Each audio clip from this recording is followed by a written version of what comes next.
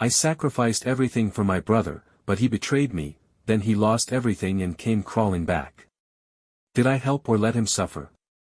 I don't even know where to begin. I guess I never thought I'd be the one posting here, but I need to get this off my chest. Maybe some of you will understand, maybe some of you will call me heartless. Either way, I need to tell this story, because right now, my hands are shaking, and my heart feels like it's been ripped out of my chest. Let's start with the basics. I, 32M, have a younger brother, Nate, 27M. Growing up, it was just the two of us and our grandmother, who raised us after our parents passed when I was 14 and he was 9. She was our rock, our everything. I stepped into the role of protector, not because anyone asked me to, but because I had to. I made sure Nate had food before I did. I defended him when kids bullied him for wearing second-hand clothes. I did his homework when he was struggling and stayed up late helping him with college applications. Every step of the way, I sacrificed, no complaints, no hesitation. Because that's what big brothers do, right? When our grandmother passed last year, we were devastated. She was the only real parent we had. But when the will was read, I'll admit I was surprised. Actually, shocked. She left everything, all of it, to Nate. Her house, her savings, her investments. Everything. The lawyer explained it the way I already knew deep down. Grandma always thought I'd be okay. I was the strong one, the responsible one. Nate, though, was the one who needed it more. I didn't argue. I didn't fight. I told myself I didn't need it, and honestly, I believed that. I wasn't bitter. I had a job, an apartment, and I'd been taking care of myself for years. Nate was always struggling, bouncing between jobs, never quite finding his footing. If Grandma wanted to make sure he had a safety net, then fine. I was okay with that. At least, I thought I was. Because the Nate I knew, the one I sacrificed so much for, was gone almost overnight. At first, I convinced myself everything was fine. I told myself Nate would use the money wisely, that this was his chance to finally build a stable life. Maybe he'd get a degree, start a business, or just put the money away for a rainy day. I even reassured myself that if I ever needed help, he'd have my back. After all, I had always been there for him. But it didn't take long for the cracks to show. A week after the will was finalized, Nate quit his job. He told me he was finally free, no more soul-sucking 9-to-5 life, no more answering to bosses who didn't respect him. I asked him what his plan was, and he just laughed, saying, "Bro, I've got more than enough to last me a lifetime. I'm finally gonna live." Okay. Fine. Maybe he deserved to relax for a while. He'd been through a lot, and grief does weird things to people. I didn't push. Then came the spending. It started small, new clothes, a better car, a few expensive dinners. Normal things for someone who just came into money. But then he moved into a high-rise apartment downtown, started buying designer brands, and suddenly, my once down-to-earth little brother was living like a celebrity. Every time I visited, there was some new luxury item, Rolexes, rare sneakers, high-end electronics. And the worst part? He started acting different. Entitled. Arrogant. Like the money had unlocked something ugly inside him. I'll never forget the first time he talked down to me. We were sitting in his new place, and I made some offhand comment about how expensive everything must have been. He smirked and leaned back, swirling a glass of whiskey in his hand, whiskey that probably cost more than my monthly rent. Maybe if you worked harder, you wouldn't have to worry about things like price tags, man. That stung. I laughed it off, but deep down, something in me shifted. This wasn't the Nate I knew. This was someone else. Still, I told myself it wasn't my problem. It was his money, his life. I wasn't going to be the bitter older brother who resented him for getting the inheritance. I had my own life to focus on. But then, things got worse. I should have seen it coming. The way he carried himself changed, like he had stepped into a new version of himself, one that looked down on the life he used to live. He stopped returning calls as often, brushing me off whenever I tried to check in. His new friends, people I had never seen before, filled his social media with pictures of lavish parties, expensive vacations, and extravagant purchases. At first, I told myself he was just enjoying his newfound freedom. But deep down, I knew this wasn't going to end well. Money can reveal a person's true nature, and I was starting to see a side of Nate I had never wanted to believe existed. He stopped talking about plans for the future. There was no mention of investing, no sign of responsibility. Every conversation we had, when he even bothered to answer, was about his latest luxury or the people he was surrounding himself with. He spoke about them like they were family, closer than anyone had ever been to him. He seemed convinced they would always be there. I started to feel like an outsider. He barely acknowledged the years I had spent making sure he had everything he needed. The sacrifices I made were forgotten. The brother I had protected, the one I had stayed up late helping with school, the one I had fought for, was slipping away into a world that saw me as insignificant. When I finally confronted him about it, he brushed it off. He acted like I was just bitter, like I couldn't handle the fact that he had made it while I was still living a normal life. That was when I realized something: he didn't just have money. He had let the money have him. Still, I held on to hope that he would wake up before it was too late. But I was wrong. Because the fall was coming, and when it did, it was brutal. It started subtly at first. The posts on social media became less frequent, the extravagant purchases slowed down, and the shine of his new life seemed to dull. At first, I thought maybe he had finally realized the truth, that money isn't endless, that real security comes from stability, not spending. But then I started hearing whispers. Mutual acquaintances mentioned that he wasn't paying people back. Some of the so-called friends he had surrounded himself with were starting to distance themselves. The invitations to high-end parties were drying up. The people who had once filled his apartment were nowhere to be seen. His new life, the one he had built on wealth and status, was crumbling. Then came the phone calls. Not to check in. Not to ask how I was doing. But to ask for money. The first time, I didn't even know how to respond. After all that had happened, after the way he had treated me, he had the audacity to ask for help. He didn't apologize. He didn't acknowledge how much he had changed. It was as if he expected me to step in, like I always had, and clean up the mess. I didn't give him a direct answer. I told him we'd talk later, but deep down, I knew what I had to do. Still, the calls kept coming, each one more desperate than the last. His stories became more elaborate, excuses, justifications, anything to convince me that he wasn't at fault for what had happened. He swore that it was just a temporary setback, that he just needed a little help to get back on his feet. But I knew better. I knew that this wasn't just a rough patch. This was the inevitable outcome of his choices. And for the first time in my life, I had to ask myself a question I never thought I would: did I owe it to him to save him from his own mistakes? The question haunted me. For years, my entire identity had been wrapped around protecting him. When he was a kid, it wasn't even a choice. I was the older brother, the only one who could shield him from the worst of the world. When he struggled in school, when he needed money, when he was too afraid to stand up for himself, I was always there. I had spent my whole life making sure he never felt alone. But now, standing at this crossroads, I had to face a truth I never wanted to accept. Nate had never truly learned how to stand on his own. He had always had someone to catch him, whether it was me or our grandmother. And when she left everything to him, when he was given the chance to build something for himself, he didn't take it. He wasted it.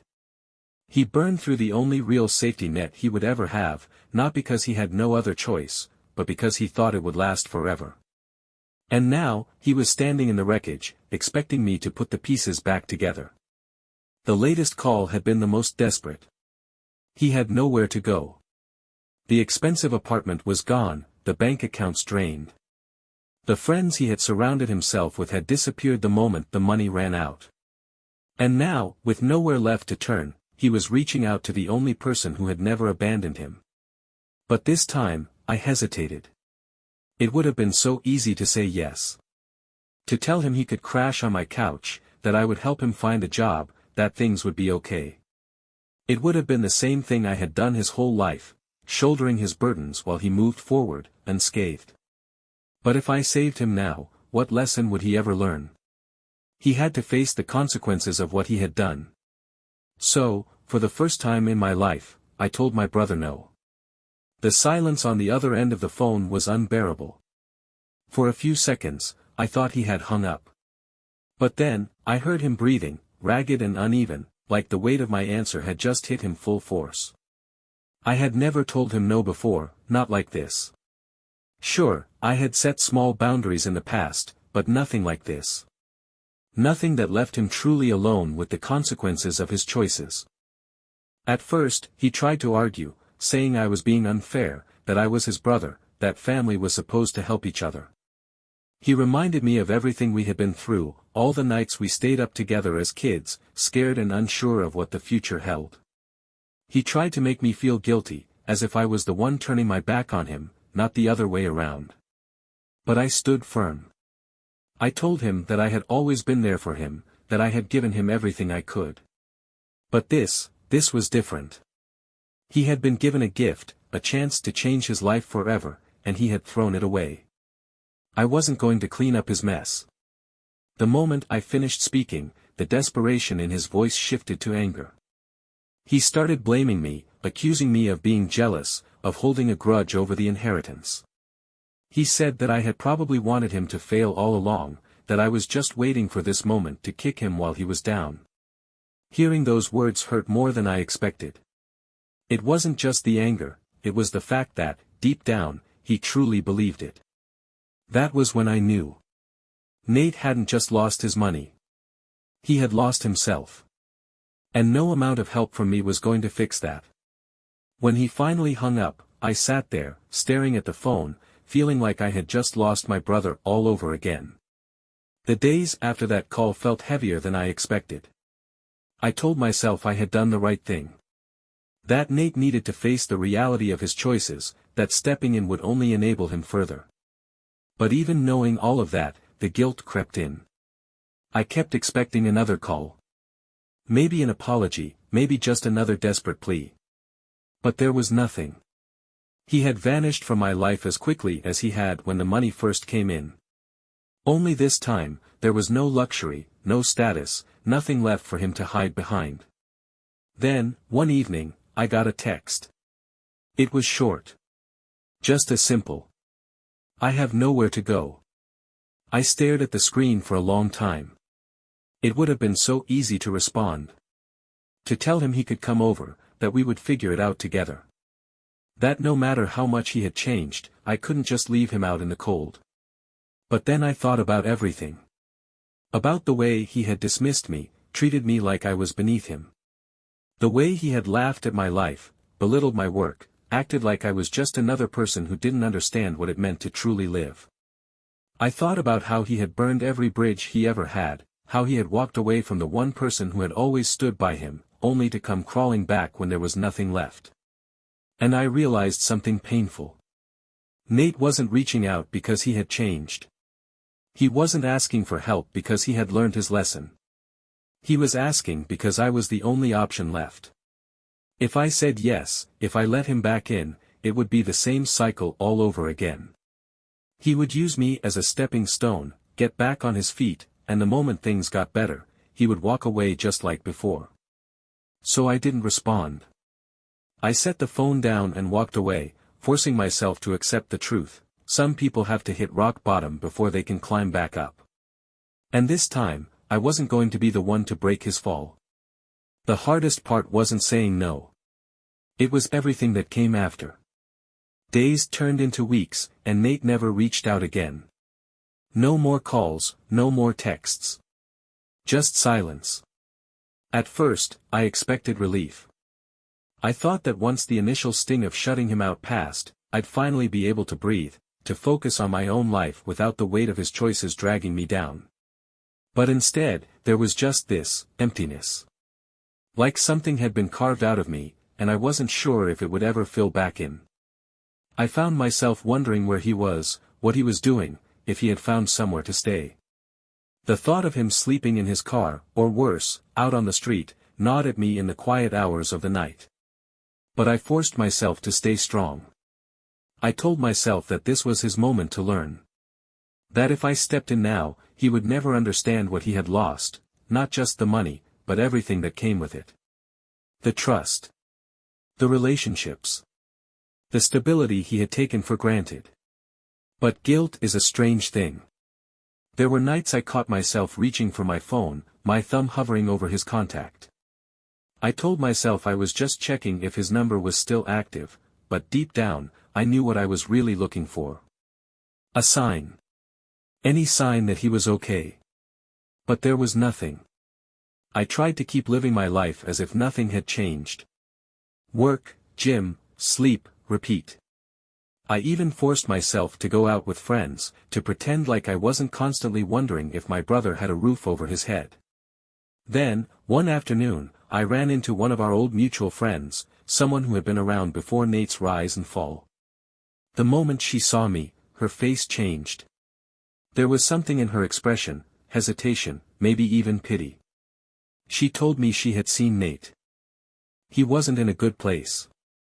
She had spotted him near a homeless shelter, sitting on the curb, staring at nothing. He looked different, she said. Not just thinner, but hollow, like something inside him had finally broken. I didn't know what to say. I thanked her for letting me know, but I couldn't process it. Even after she walked away, my mind felt frozen, unable to decide if I should feel anger, regret, or something in between. This was what I had wanted, wasn't it? For him to learn. To face reality. But what if he wasn't learning? What if he was just falling deeper into the hole he had dug for himself? That thought haunted me more than anything. That night, I lay in bed, staring at the ceiling, trying to convince myself to let it go. But I couldn't. I had spent my whole life protecting him. And even now, when I had every reason to walk away, I wasn't sure if I had it in me to let him disappear completely. The weeks that followed were some of the hardest of my life. I tried to convince myself that I had done the right thing, that letting Nate struggle was necessary for him to grow. But the more time passed, the more I felt that gnawing guilt in my chest. I told myself I wouldn't go looking for him. That if he wanted to reach out, he would. That I had made my choice, and I had to stick to it. But fate had other plans. It was a cold evening when I saw him again.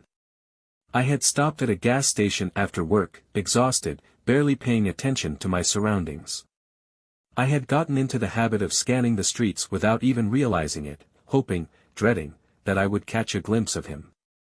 But nothing could have prepared me for actually seeing him. He was sitting on the ground near the entrance, his back pressed against the wall, his arms wrapped around himself for warmth. His clothes were dirty and wrinkled, nothing like the designer outfits he used to wear when he had money to burn. His face was sunken, his eyes hollow. It took me a moment to recognize him. And then, just like that, our eyes met. For a second, neither of us moved. I saw something flicker across his face, shame, regret, maybe even relief. But it was gone as quickly as it came. He didn't say anything. He just looked away, as if he didn't want me to see him like this. I stood there, gripping my car keys so hard they left indentations in my palm. I didn't know what to do. What to say. This was my brother. The same kid I had raised, protected, fought for. And now, he was sitting on the ground outside a gas station like a stranger to the world. 1,000 thoughts ran through my head. I could have walked away. Pretended I never saw him. Let him deal with his reality alone. Or I could have helped. I had a choice. I forced myself to move, walking into the store. I wasn't thinking, just going through the motions. I grabbed a sandwich and a bottle of water, paid for them, and walked back outside. He hadn't moved. I crouched down, placing the food beside him, my stomach twisting into knots. Still, he didn't speak. I was about to turn away when I heard his voice, weak, hoarse, barely above a whisper. He said he didn't know how to fix this. I closed my eyes, inhaling slowly. I wanted to tell him that I didn't either. That I didn't have all the answers. But then I thought back to everything. The money, the arrogance, the entitlement, the way he had burned every bridge without a second thought. He had done this to himself. And he had to be the one to fix it. Without looking at him, I finally spoke. I told him he had to figure it out. Then, before I could change my mind, I turned and walked away. I didn't look back. But even as I got into my car and drove off, I felt something inside me break. The entire drive home, I felt like I was suffocating. I gripped the steering wheel so tightly my knuckles turned white, my thoughts racing faster than the car itself. Every instinct in me screamed that I should have done more, that I should have pulled him up off that sidewalk and forced him to come with me. But I didn't. Because I knew the truth. If I had taken him in, if I had given him a place to stay, food, money, anything, he would have seen it as another lifeline, another way to avoid facing the consequences of his choices. And this time, there were no more lifelines left. When I got home, I sat in my car for a long time, staring out the windshield, gripping my phone like it would tell me what to do. I wanted to call him, to send a message, to do something to fix this. But I knew that wasn't my job anymore. That night, I barely slept. I lay awake, staring at the ceiling, wondering if he was still sitting there outside that gas station. If he had eaten the sandwich I left him. If he had even cared that I had been there at all. I thought about our grandmother. About the years we had spent growing up together, side by side. About how hard I had fought to protect him from a world that didn't care whether he sank or swam. And I wondered if I had failed him. The message that changed everything. Weeks passed. I threw myself into work, gym, anything to distract myself. I told myself that if Nate truly wanted to change, he would reach out. That if he wanted my help, he would have to prove he deserved it. But the silence ate away at me. I checked my phone more often than I wanted to admit. I kept expecting a call, a text, something. But there was nothing. Until there was. One night, as I sat at my desk, my phone buzzed. My heart leaped into my throat when I saw his name on the screen. It wasn't a long message. It wasn't an apology or some dramatic plea for help. It was just 4 words. I got a job. I stared at the screen, my chest tightening. I read it once, twice, a dozen times. That was it. No begging, no manipulation, no excuses. Just a quiet acknowledgement that he was trying. I didn't respond right away. For a long time, I just sat there, feeling something I hadn't felt in a long time. Hope. The hardest lesson of all. I never wanted this ending. I had spent my whole life believing I could protect him, that I could shield him from the worst of his own decisions. But in the end, I had to learn a painful truth: you can't save someone who doesn't want to be saved. Sometimes, the hardest thing you can do for someone you love is let them fall. Because if they never hit the ground, they'll never learn how to stand. And now, finally, for the first time in his life, Nate was learning how to stand. I just hoped he would keep walking.